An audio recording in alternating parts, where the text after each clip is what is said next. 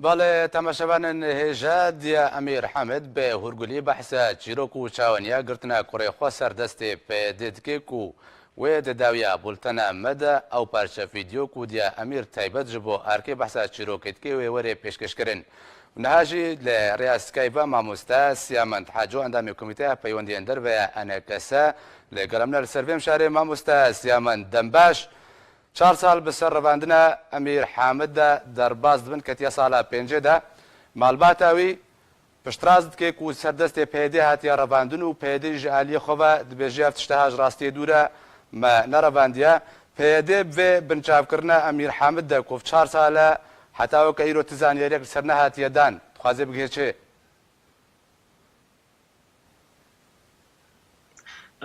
شف باش سپاس او بخوا پیدی کسی درافینی و بهوریام ده او کسی کشتبن نابیجن واناکی او رفاندیاش بر وکی دی گلکس هاتنه گرتن کسی وک امیر جعلی پیدی و عائله وارد بیجن ما او گرتیه یعنی پشتی پیله که جوارد دنا خویا کرن بهوریام ده کاک بهزات و امیر هر دو کس حتی انها پیدی نبیجه ما رفاندی و سبب هیا خویای اثبات هنگو هر دو کسی هنگ جعلی پیدی و هاتنا رفاندن بس بهوریام ده گلکی معقوله گو هر دو هات بنا کشتن زندانی و اناکی ده وش برلوجی نادنا خویا کرن گو رفاندی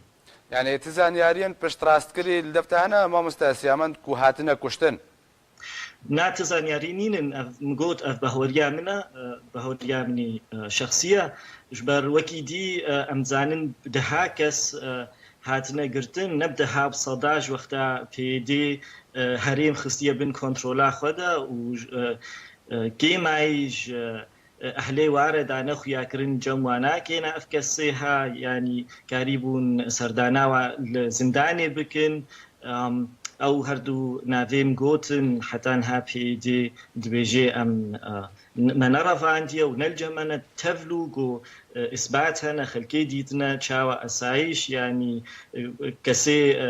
الي بيدي او برنا جمالي برنا يعني اوج وكاك بحثت جدفرك نخيار فاندنا دبيجن رفت كنجو عناكي أو برنا ومجو بهوري كمني شخصية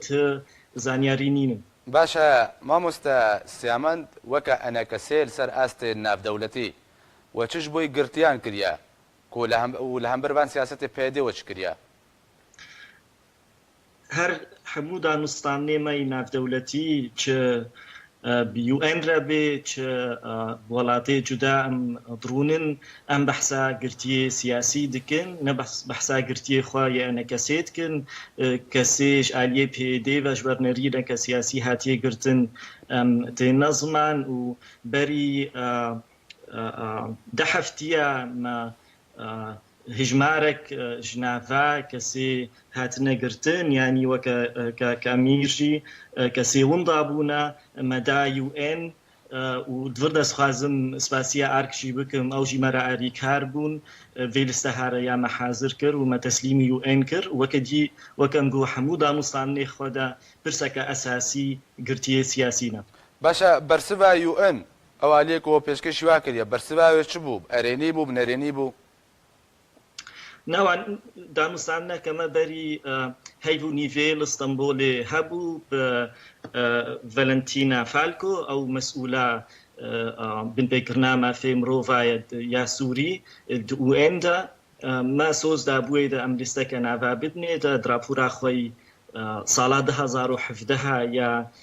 بشتي هيفا كدي نشر ببي و نيفساندن افكسي هاتنا رفاندن و كفي رابورا وادا و دوفرا ريو ان هنا الواكسا بپرسن باشا جروي مرو فاي و ما مستسيامن بتايبتي پشتي کو كسكتي بنچاب کرنو رواندن جاليه پیده و مالباتاوي به سرپرشتيار دمينه به بنگاه دمينه بنگاه مثلا جيدرك ابوريكو اليكاريا وي مالتكي و ادارا وي مالتكي لسلاس نبدلتي وشكش بوي مالباتي قرتيان كديا يانا ما مستسيامن سوورێ نەمێزێ دەنگ خۆشنای ئەو ناکێ بەهۆریا مدا تی دەستگەهێ یە ئەم ناس دکن یە ناودەولەتی نین گۆ ئاریکاریێ بدن و ئەز ڕاستیژی بێژم حەتان هات فیوارێ هاتە مەتکار نەکرێن. باشە گەلەک سپاس بۆ مامۆستا سیامەند حاجۆ ئەندامێ کۆمیتە پەیوەندیان دەرڤە یا هەنە کەسێک کۆدریا سکایپ لەگەڵە من بوو.